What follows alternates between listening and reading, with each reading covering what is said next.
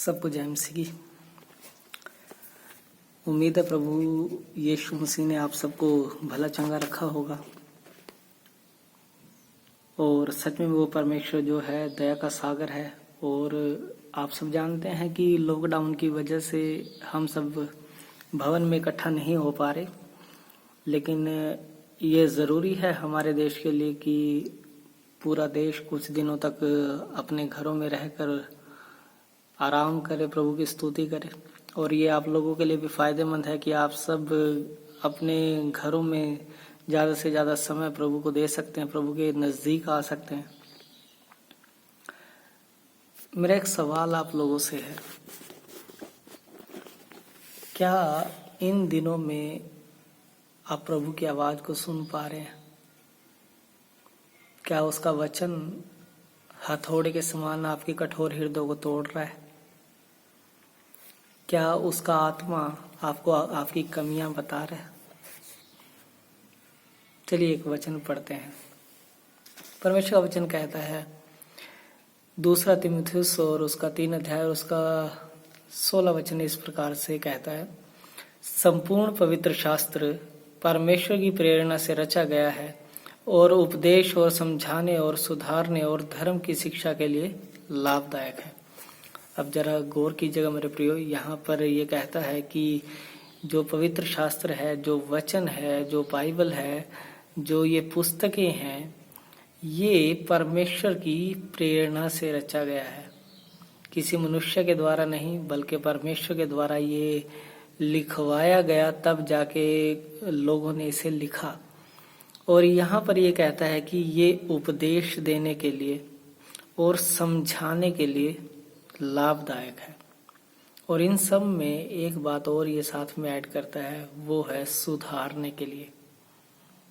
तो मेरे प्रियो, क्या आप परमेश्वर के सुधार को प्राप्त कर रहे हैं? क्या आप अपने जीवन में परमेश्वर की शिक्षाओं को लागू कर रहे हैं, या सिर्फ और सिर्फ आप इन्हें पढ़कर यूं ही छोड़ देते हैं? देखिए, जब आप वचन के अनुसार जीवन जीने लगेंगे, तब ये वचन आपकी जिंदगी में काम करेगा। तब ये वचन ही होगा जो आपको कहेगा कि हाँ, मत डर, मैं तेरे साथ हूँ। क्योंकि बाइबल बताती है कि सारा संसार वचन के द्वारा रचा गया है, वचन के द्वारा स्थिर रहता है और वचन के लिए ही इसे रचा गया है, अर्थात हमारे प्रभु यीशु मसीह के लिए। तो अब आप एक बात मुझे बताइए कि क्या आप और मैं अभी भी वही कार्य कर रहे हैं जो हम कई साल पहले करते थे, जो कार्य हम मसीह में आने के से पहले करते थे? क्या आज भी हमारे अंदर वही पुराना मनुष्य तब पाया जाता है, या अब यीशु मसीह हमारे अंदर दिखता है? पौलुस कहता है कि हम उसकी जीवित पत्रियां हैं। मेरे प्रियो, आपके अंदर से यीशु दिखाई देगा। हो सकता है आप लोगों को भी ये एक्सपीरियंस हुआ हो कि हमने बहुत बार अपने रिश्तेदारों को, अपने परिवार के लोगों को, अपने आस पड़ोस के लोगों को मसीह के बारे में बताया होगा, और बहुत बार बताने के बाद बहुत सारी आर्गुमेंट भी हमने की होगी, लेकिन उसका फायदा 0 रहा। कभी भी वो लोग मसीह में नहीं आए। ये इस कारण से हुआ मेरे प्रियो, क्योंकि आप और मैं उसकी जीवित पत्रियां नहीं बन पाए। क्योंकि यदि कोई हम में से यीशु मसीह को देखता, तो हम में देखते हुए वो मसीह को पहचान जाता, वो यीशु मसीह को जान लेता। और जो यीशु मसीह को जान लेता है, परमेश्वर को जान लेता है, बाइबल कहती है कि अनंत जीवन उसका है, और वो सब के सब अनंत जीवन के अधिकारी हो सकते थे, सिर्फ और सिर्फ हमारे जीवित पत्री बनने के द्वारा। एक जगह पौलुस ये कहता है कि हम मसीह की सुगंध हैं और परमेश्वर हमें हर जगह फैलाते हैं। क्या वाकई हम मसीह की सुगंध बनकर इस संसार में फैले हुए हैं? क्या वाकई आज हमें देखकर या हमें महसूस करके लोग मसीह की सुगंध को पा लेते हैं? या वाकई ही आज भी हम पुराने जीवन को जी रहे हैं।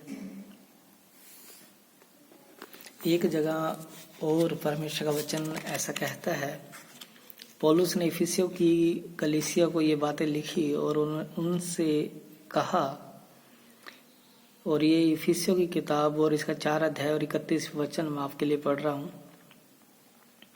यहाँ पर लिखा है, परमेश्वर के पवित्र आत्मा को शोकित मत करो, जिससे तुम पर छुटकारे के दिन के लिए छाप दी गई है। मेरे प्रियो, यदि हम पुराने जीवन को, पुराने मनुष्यत्व को धारण किए रहेंगे तो हम पवित्र आत्मा को शोकित करेंगे, और पवित्र आत्मा अगर हम पर शोकित हो जाएगा, हमारे कारण शोकित हो जाएगा, तो हम किसी भी रीति से अनंत जीवन में प्रवेश नहीं करेंगे। किसी भी रीति से हम उसके द्वारा परमेश्वर के पास नहीं जा पाएंगे। कारण यही होगा कि हमने उसे शोकित किया।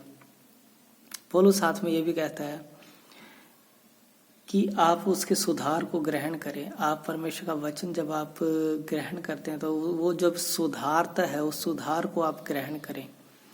और पौलुस कहता है, सब प्रकार की कड़वाहट और प्रकोप और क्रोध और कलह और निंदा सब बैर भाव समेत तुमसे दूर की जाए। मेरे प्रियो, क्या आज भी आप किसी के प्रति कड़वाहट रखते हैं?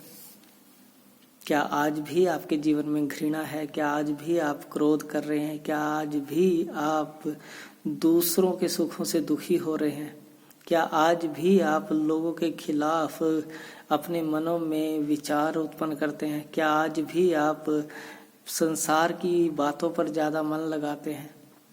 पौलुस कहता है कि ये सब बातें आपसे दूर की जाएं।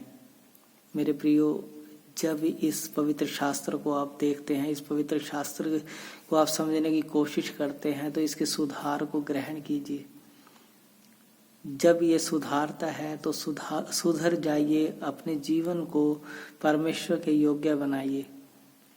यदि परमेश्वर चाहते हैं कि आप चोरी ना करें तो आप मत करें। यदि आप परमेश्वर चाहते हैं कि आप झूठ ना बोले तो मत बोले। यदि परमेश्वर चाहते हैं आप व्यभिचार ना करें तो मत करें। जो परमेश्वर का वचन कहता है वैसा आप जी लीजिए अपने जीवन को, क्योंकि यीशु कहते हैं, यदि तुम मुझसे प्यार करते तो मेरी आज्ञाओं को मानते। मेरे प्रियो, जब यीशु आएगा तो किस रीति से कहोगे कि हाँ, हम आपसे प्यार करते हैं, जबकि यीशु कहेगा कि तुमने मुझसे कभी प्यार नहीं किया। बेशक आज आप लोगों के एक बार कहने से दुष्ट आत्माएं निकल जाएं, बेशक आप भविष्यवाणी कर सकें, लेकिन जब यीशु आएगा तब आप जब जाकर कहेंगे कि हाँ, हे प्रभु, हमने तेरे नाम से दुष्ट आत्माओं को निकाला, हमने भविष्यवाणियां की, और यीशु कहेगा, हे कुकर्म करने वाले लोगों, मैंने तुम्हें कभी नहीं जाना, मेरे सामने से चले जाओ। मेरे प्रियो, यदि आप वचन के सुधार को ग्रहण नहीं करेंगे, वचन के अनुसार अपने जीवन को नहीं सही करेंगे, तो आपको यीशु मसीह अपने राज्य में ग्रहण नहीं करेगा। बहुत सारे लोग शर्मा जाते हैं, यीशु मसीह के बारे में बात करते हुए उन्हें शर्म महसूस होती है। बहुत सारे लोग सुसमाचार की सामर्थ्य को नहीं जानते, इसलिए वो सुसमाचार कई बार किसी के साथ बांटते ही नहीं। यीशु कहता है, जो मनुष्यों के सामने मुझसे लजाएगा, मैं भी स्वर्गीय पिता के सामने उससे लजाऊंगा। मेरे प्रियो, हम लजा गए, यीशु का कुछ बिगड़ता नहीं, लेकिन अगर उसने एक बार भी हमें अपना कहने से शर्म कर ली तो हम नरक की आग में जाएंगे। तो मेरे प्रियो, अपने जीवन को वचन के अनुसार सही कीजिए जो जरूरी है, और हमेशा परमेश्वर का आत्मा आपके साथ रहेगा। हमारा जीवन होना कैसा चाहिए? पौलुस कहता है कि एक दूसरे पर कृपालु और करुणामय हो, और जैसे परमेश्वर ने मसीह में तुम्हारे अपराध क्षमा किए, वैसे ही तुम भी एक दूसरे के अपराध क्षमा करो। यीशु इसको इस तरीके से कहते हैं कि यदि तुम किसी के अपराध क्षमा नहीं करोगे तो तुम्हारे भी क्षमा नहीं किए जाएंगे। मेरे प्रियो, यदि आपको क्षमा होना है तो आपको क्षमा करना सीखना भी पड़ेगा।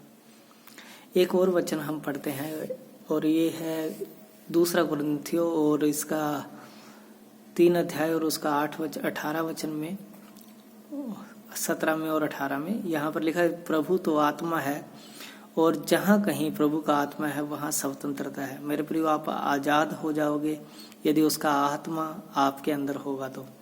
फिर लिखा है, परंतु जब हम सबके उघाड़े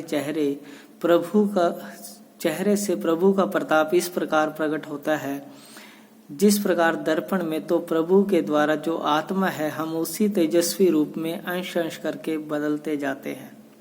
मेरे प्रियो, मैं मानता हूं कि आप एकदम से अपने सारे बुरे कार्यों को नहीं छोड़ सकते, बुराइयों को नहीं छोड़ सकते, लेकिन आप थोड़ा थोड़ा करके तो बदल सकते हैं। थोड़ा थोड़ा करके तो आप प्रभु के नजदीक आ ही सकते हैं। वचन कहता है कि हम अंश अंश करके बदलते जाते हैं। मेरे प्रियो, चेक कीजिए अपने आप को, क्या वाकई आप बदल रहे हैं? क्या थोड़ा थोड़ा करके आप प्रभु के प्रति ईमानदार होते जा रहे हैं या प्रभु से दूर हो रहे हैं?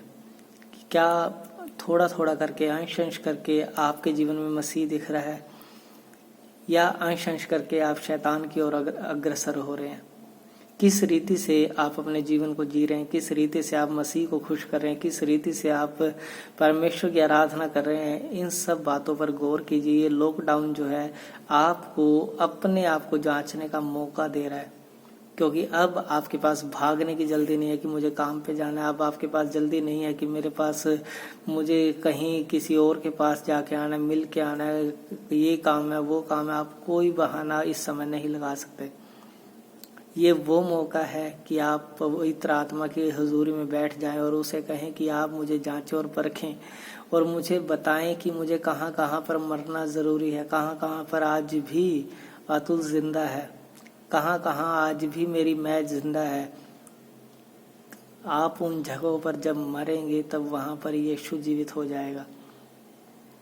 मेरे प्रियो, वचन के सुधार को ग्रहण करें। मैं फिर कहता हूँ, वचन के सुधार को ग्रहण करें। प्रभु आप सबको आशीष दे। जय मसीह।